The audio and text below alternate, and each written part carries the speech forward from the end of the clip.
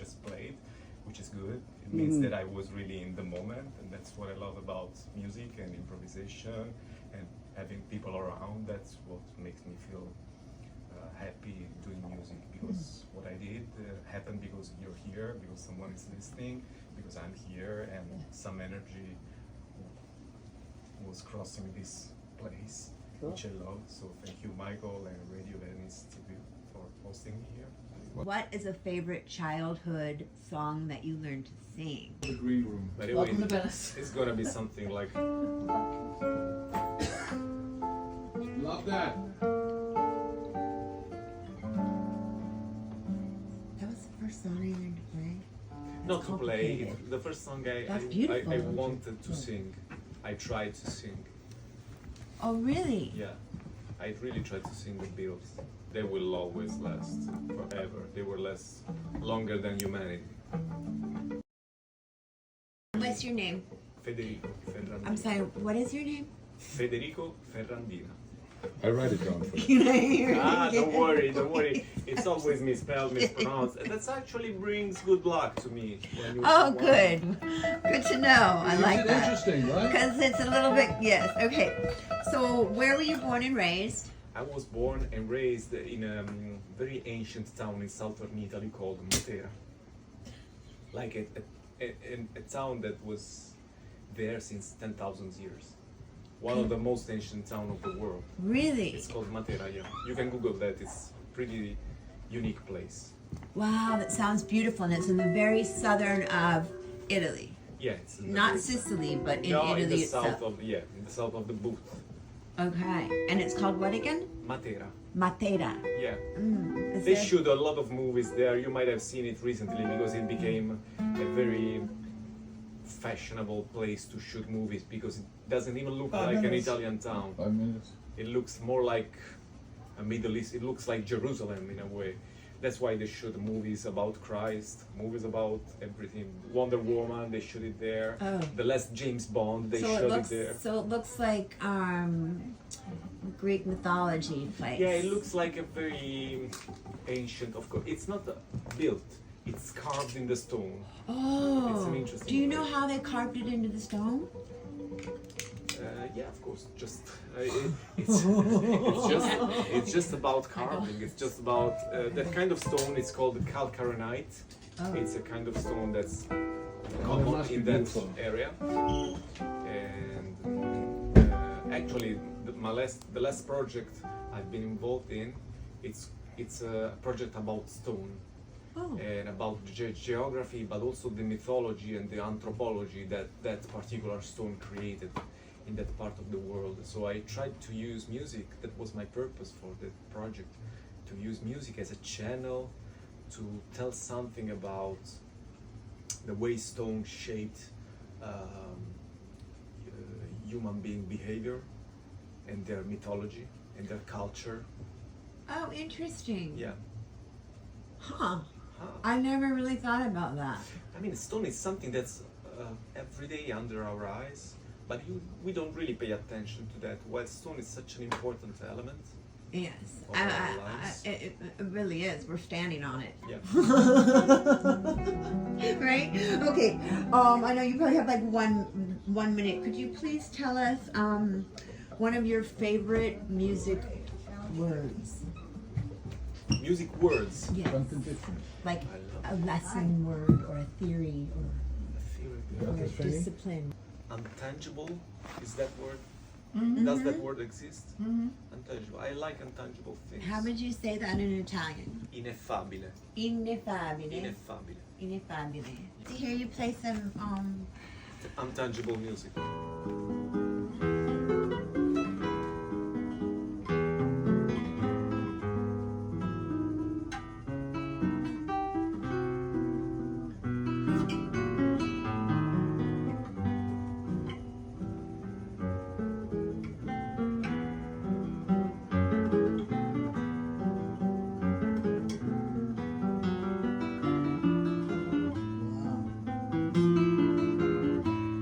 Video of me in, actually it was in recording it here in Los Angeles.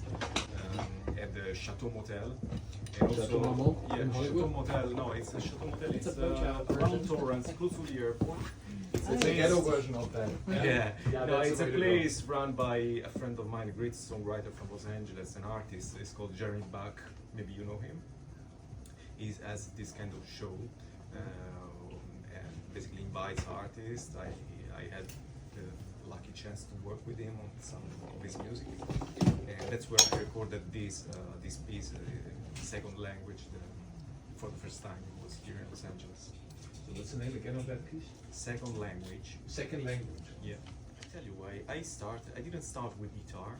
I started on piano when I was 7 years old because there was a piano in my house as my mom. I come from a family of classical musicians. My grandmother, Lucky yeah, you. I've been pretty lucky. My grandmother, she was a violinist. She played in orchestras. And my mom, she was a piano player, so she taught me piano when I was 7. But maybe having your mom as a teacher is not the best idea on many levels.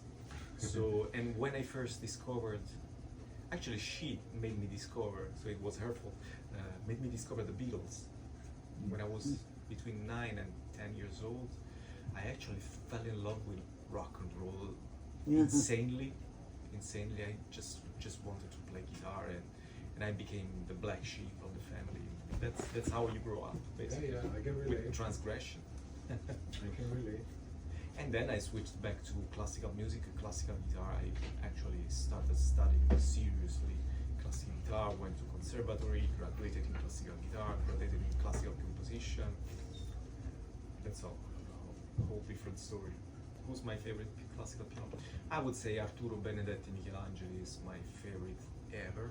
That's too much. We just write this Oh, out. thank you. Michelangelo, you know the Like Michelangelo, the Michelangelo. sculpture, but Michelangeli, Okay. plural. It was more than one sculpture. Oh. Is he, I'm sorry. Yeah, no problem. Continue. Is he live or dead? No, it's that. Yeah, I've got to check this out. Yeah, I want to- check him out. I've always been debating if I should have been like a rock guitar player, like playing electric guitar with rock bands. I had like a band for years. So I was not only the black sheep in the family, I was the black sheep in the hard rock community because I was studying in conservatory while I had a rock band. And they were suspicious about me because what's this guy doing? He's studying conservatory, can't belong to this place. But that it does, of course, help, right? And for me, that's probably what I needed. Probably I needed that kind of. I don't believe that every musician needs that classical training. I don't even believe that for improvising that way you really need theory. You don't really need theory, in my opinion. Kind of education and preparation was much needed. That's why I started studying seriously both classical composition and contemporary music and jazz. I studied a lot of jazz. I practiced a lot of jazz. I don't consider myself a jazz musician because I respect so much jazz players, but I keep studying and arranging jazz music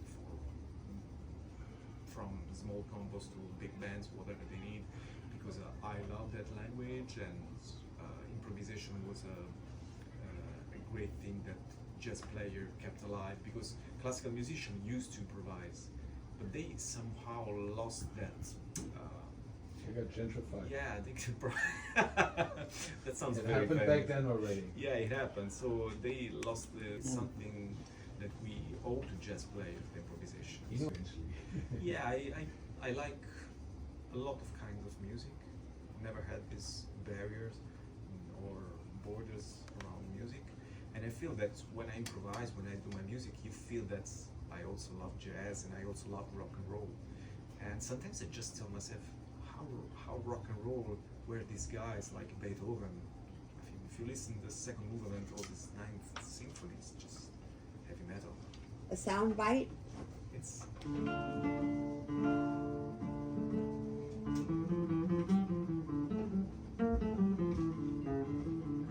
That's a good Iron Maiden song right there.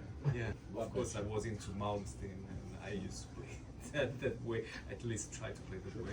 Sure, all of that. All this. The bass one. You can find me with my name and family name like on all social medias, on Spotify, Federico Ferandina, so it's easy to find. I'm the only one basically, and the last project I've been working in, it's an interesting project called Lito Sofia. I actually won a grant with this project with an orchestra in my hometown in Matera. That's where we recorded this project, because it's a project that's linked and inspired and dedicated to the shape of the stones.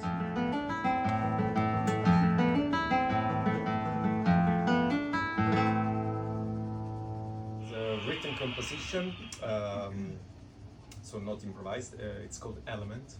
You wrote it, right? Yeah, I wrote it. That's right. Beautiful.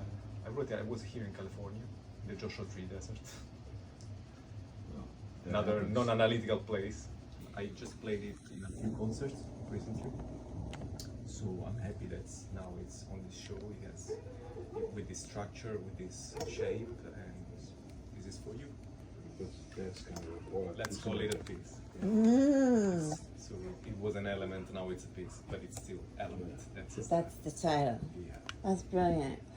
I mean, musicology, and anyone analyzing music, again, going back to the analytical side of things, we use that term to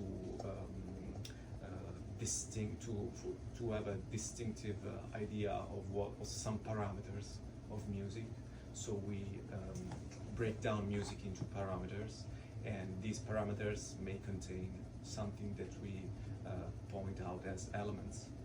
Does it make sense? So it's more something it's more something that you decide after the music is there, what could be an element for the music. But element is such an important word for life.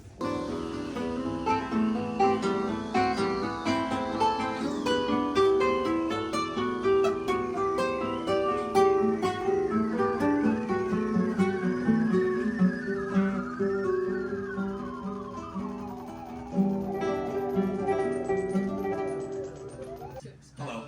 This guitar matches and taco shell. Does she have a name? Elvis. I like Elvis. I like it. The '68 comeback when he has. I was watching that as a young kid, as it aired, and I said, "Why he's doing everything on that jumbo Gibson? There's no pedals. There's no. I want that guitar, and I'm able to do everything on the guitar like that." And it's. Very cool. I love. Hello, test one. I love this amp. It is the Crate Limo. And I used to play on the street in Venice. Yeah. And I would have the reverb. You know, it sounds like this helicopter driven by Link Ray coming over the buildings, and the people are like, "What the hell is that? What the hell is that?" Yeah, it's a song. I love this amp. I love this amp. You sound really good on it. I know. I know. Again, it's so good to have you. Always good. What a wonderful show. Also time to bury